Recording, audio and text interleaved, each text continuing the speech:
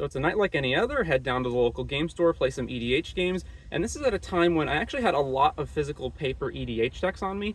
In fact, the most I ever had was 12 decks simultaneously, so if I showed up and somebody didn't have a deck, or maybe they had, one deck but they'd like to try something different, I would loan out my decks to whoever and we could play some fun games. So things are going along pretty normally. A whole bunch of people, I don't remember if they didn't have decks or they just wanted to try something different, but I'm loaning out a whole bunch of decks to all these people. We're in a pot of 6. So some fun times to be had. I leave, I go home, and when I get home, so after every single time that I would finish playing at one of the, game stores EDH nights, I would pile shuffle all the decks just to make sure that, I didn't accidentally drop a card somewhere.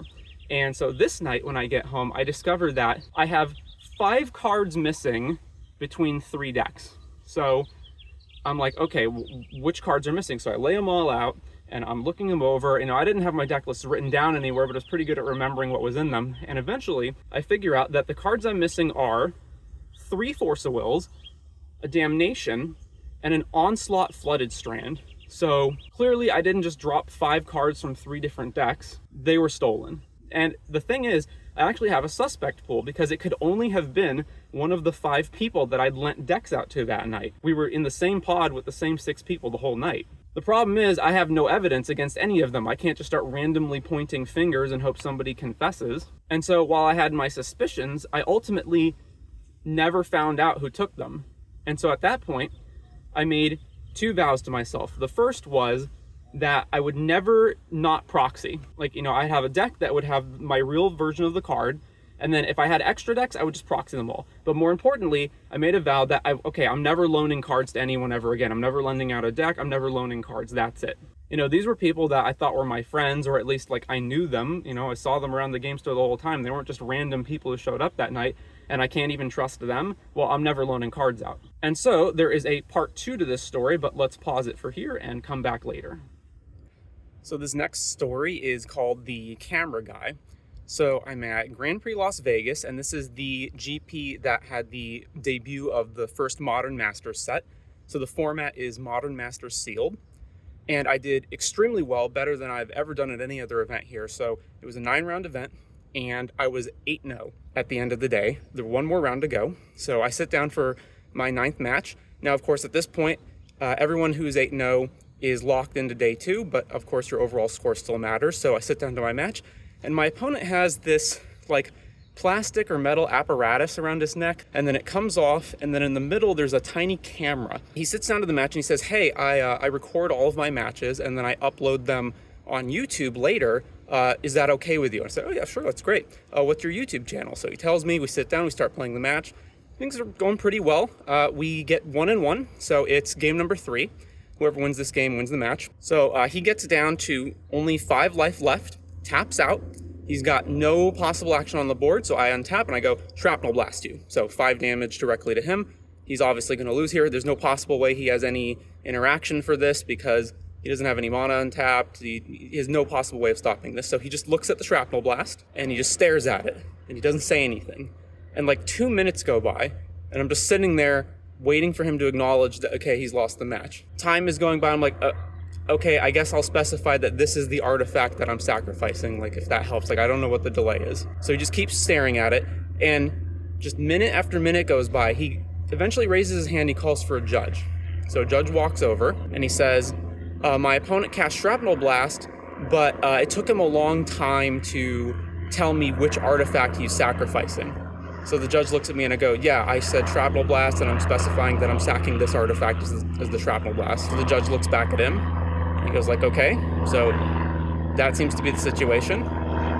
And then the guy concedes and the match is over. And it's I don't know, was he trying to worm his way out of it somehow?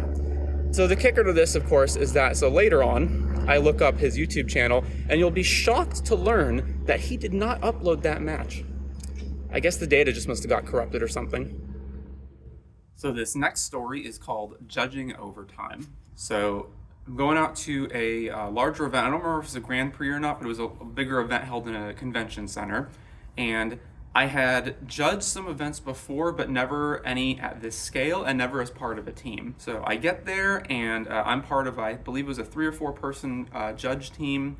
and I'm going to be in charge of side events for the duration of the event. So the day goes on pretty smoothly. I think we started at something like setting up at around like 7 a.m. It was going to be all day long. So we get into later in the day, it's about 7 o'clock, and there's the last side event of the day is going to start, and I'm going to be judging that. So it starts at 7 p.m. And we get to, I think, around 10 p.m., and the side event is still going. So at this point, the convention center is actually shutting down. They're starting to kick people out of the convention, like the bigger rooms. Everyone else on the judge team basically takes off. The person running the event, he goes, hey, pays me, says we're leaving, but the side event is still going. So I still have to stick around and judge it. So at this point, even though it was a side event, we have an untimed top 8. And the players, they don't agree to a prize split, so we're going to play the whole thing out. Now remember, I was a pretty inexperienced judge at the time. I probably should have done something to speed this up, but I was just like, okay, I'm going to just, finish judging this event and then go home. So I think at this point it's like 11 p.m. We can't actually continue to play in the main hall because they're kicking everyone out, so we have to go outside and up the stairs to like the cafes that are just outside the convention center, and we have quarterfinals. The first match, I believe it's like Zoo with Voice of Resurgence and Wild Nicottle, and it's, I don't remember the opponent, but it was something like Jund or Blue White Control, whatever.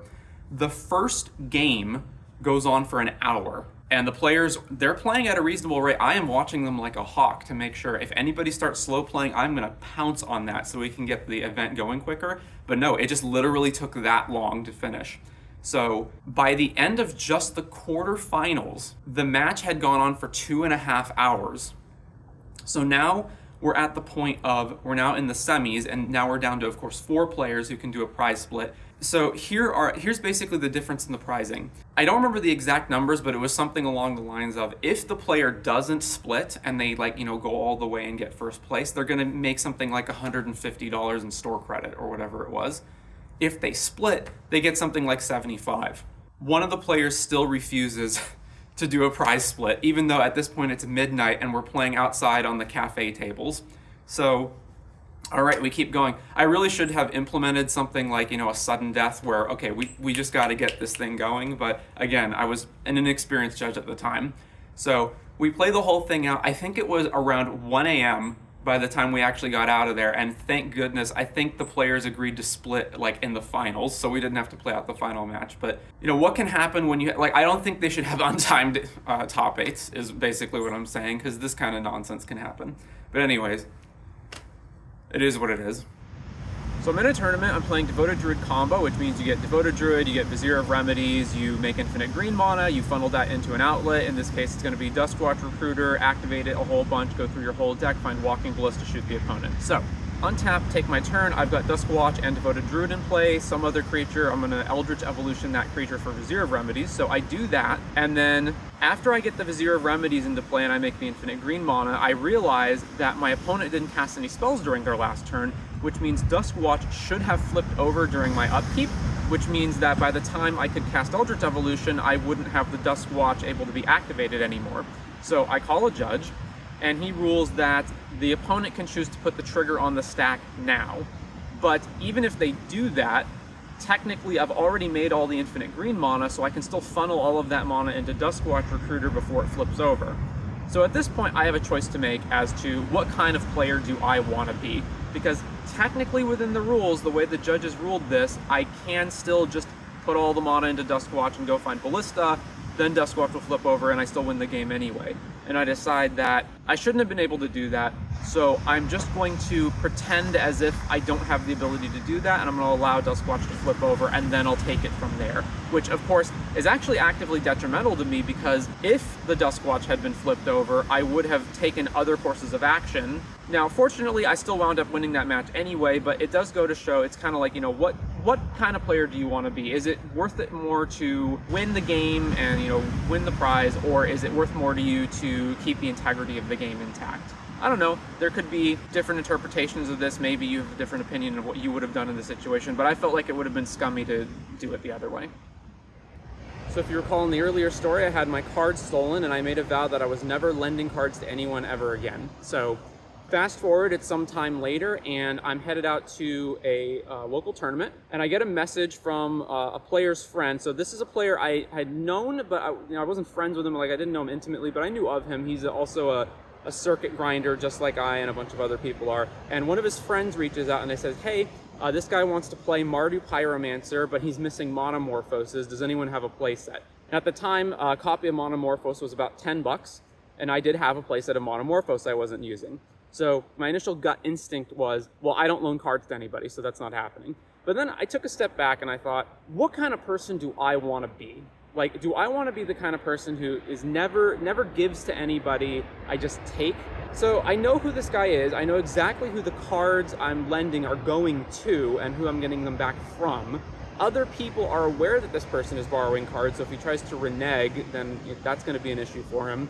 But ultimately, let's say he absconds with the cards and I never see them again. Do I want to be the kind of person who gives and helps out their community and helps out their friends and acquaintances or not?